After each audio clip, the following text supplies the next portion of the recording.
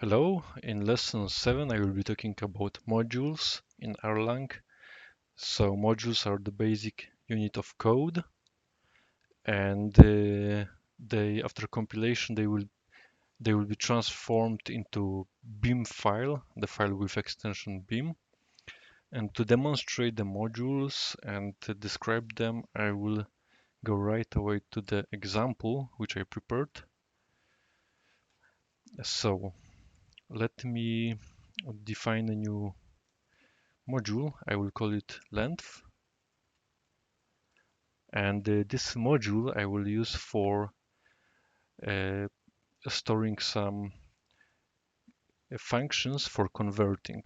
I will prepare conversion for from meters to yards.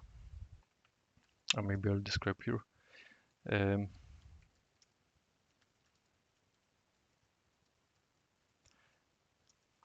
Meters to inches and meters to feet. Um, so of course, let me for now erase this. First thing in the module I need to write is the module name. So I wanted to say that this module is called length. So when I will want to refer to functions within this module, I need to import it by name or refer to it using this module name. Next, it also tells Erlang that this will be compiled to file. After compilation, Erlang will create file length beam, which will contain the code for virtual machine, and the virtual machine will be able to process this code and execute it. Now next, I'm defining export meters function, and I'm defining the arity of this function. So I'm saying that the name of the function is convert meters and the arity is 1. I want to say that this will be function exposed from the module, so it will be possible to call it from outside, and this will be my interface to this module. So it's possible that I would have, for example, uh, 10 functions here, let's say, some 10 different functions, but my interface, public interface, would be only one function, which I'm exporting, and I'm specifying it here. So the rest would be not visible from outside of this module. So this helps us to, in Erlang, this is the way to create elegant API, and you can create, let's call it like set of private helper functions and public API. So the one which is exported here. In this case, I want to have my public API would have only one function with arity1, so one argument. Now I will write some preprocessor code, and I want to define that in my case yard will be equal to this value 1.0936. I want to define, so this is the 1 meter is equal to 1.0936 yards. Now inch, I want to say that 1 meter is equal to 39.37 inches, and I want to define foot.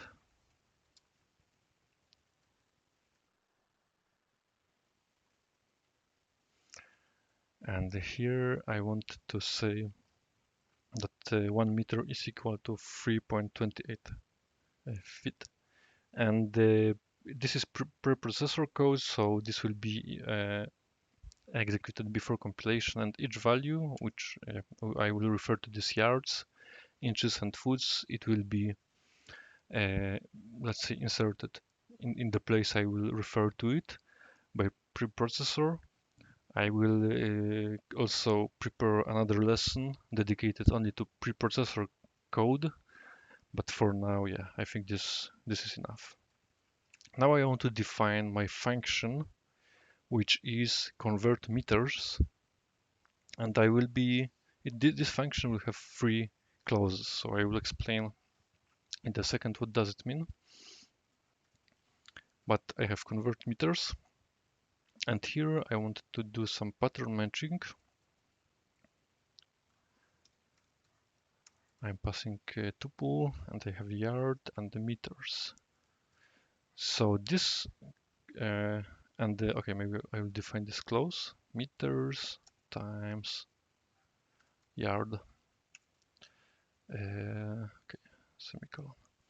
And here you can see that for some strange reason I placed not dot, not comma, but semicolon. And let me define other two clauses of this function, and I will also discuss it. Now the second thing uh, here would be I want to have the part when I want to explain to Erlang how it should convert inches to meters to inches. And this is also simple calculation. It's just meters times inch. And here it's meters times yard to calculate that this amount of meters is equal to this amount of yards. I just need to do a multiplication. And the last clause in this function will be foot for foot for feet. I have meters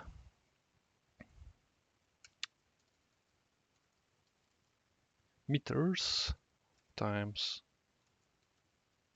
foot, and here I will just put dot.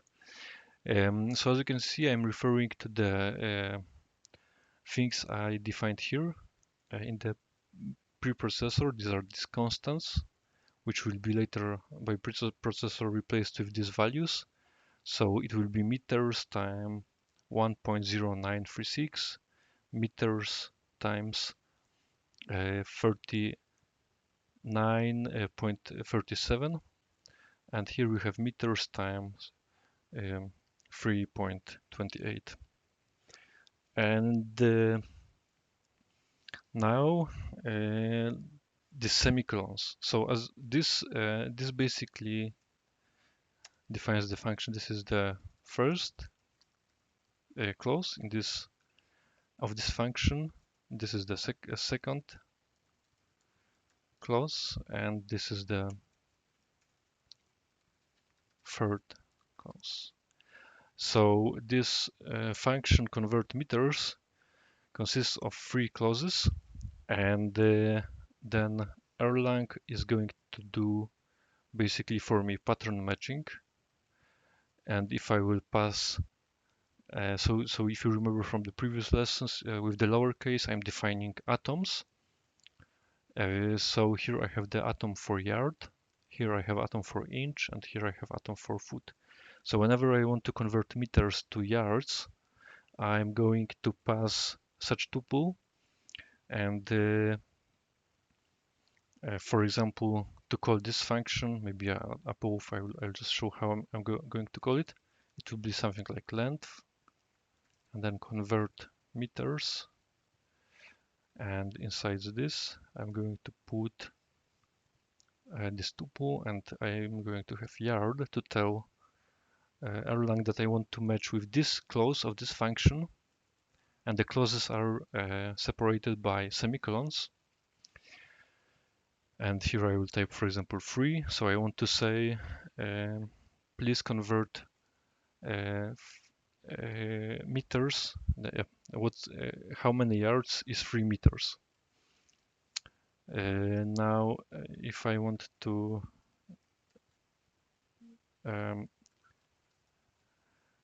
do conversion to inches, I will do something like inch and, for example, 2. So I will say how many inches is 2 meters. And the last one,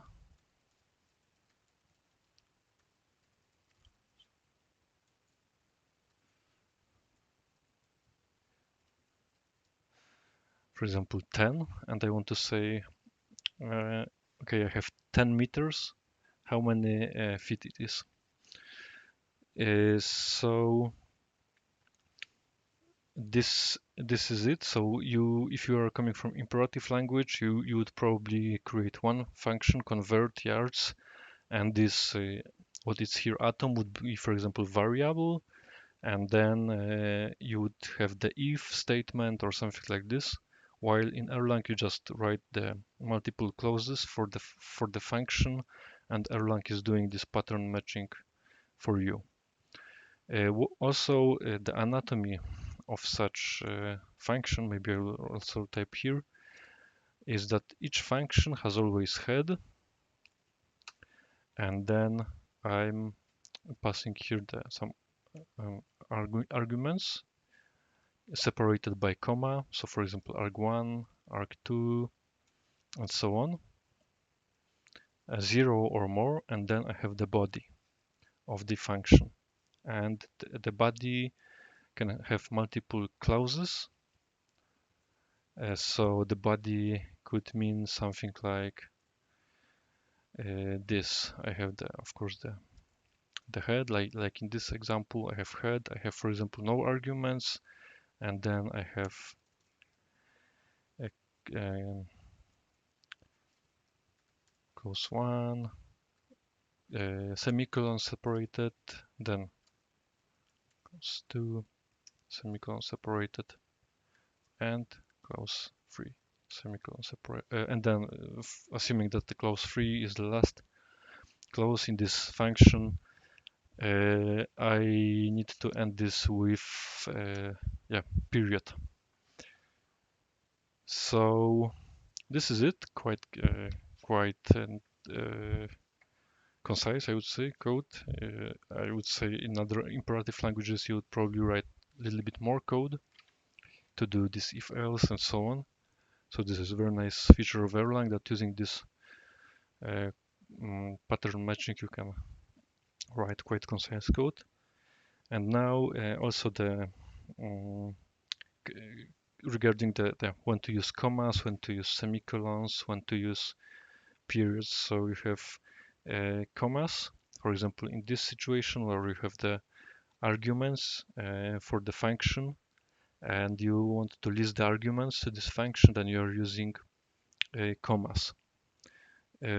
Also, the data constructors and patterns use commas. So I will also discuss it in the future. Now, semicolons separate clauses. So here you have these clauses. You have clause 1, clause 2, and this separates. It tells Erlang that this function contains 3 clauses. Um, and there are also a couple of other things where you're using semicolon, like case, if, try, catch, and receive. And I will discuss it in the future. And the period um, separate entire function and expression in the shell. So as you can see, I want to type like the period to say, okay, this is the end of this function definition, which contains 3 clauses. So this is anatomy of the function and anatomy of the module in Erlang. Let me maybe go to a shell now. I will save it, close it, and I will go to Erlang shell, and I will compile my module to see if it even compiles. Okay, it compiled. So let me maybe call some function. I want to say, I want to convert. I want to check how many yards is, for example, 10 meters. So 10 meters, how many yards it is. Okay, I have 10.936.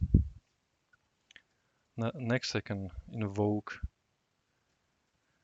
When I'm invoking this, I basically Erlang will do this pattern matching, so it sees that it has three clauses of this function, so it will try to match yards, inches, and fits, and it will try to execute correct function. Now, if it cannot find the function which matches the pattern, it will throw the error.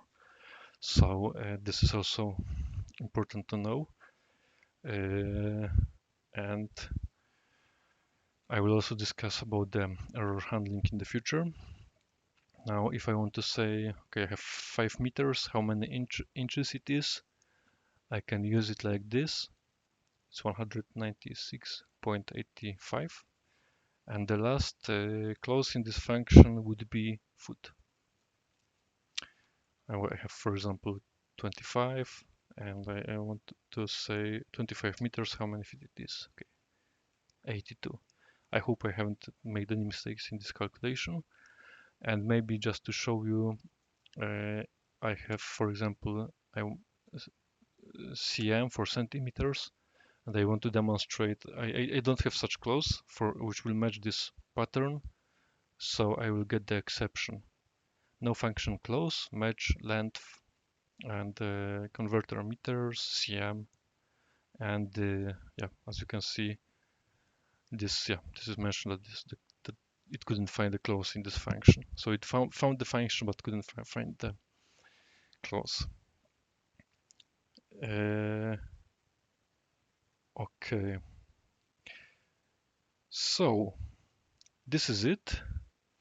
Thanks for listening, and good luck with your functions and modules.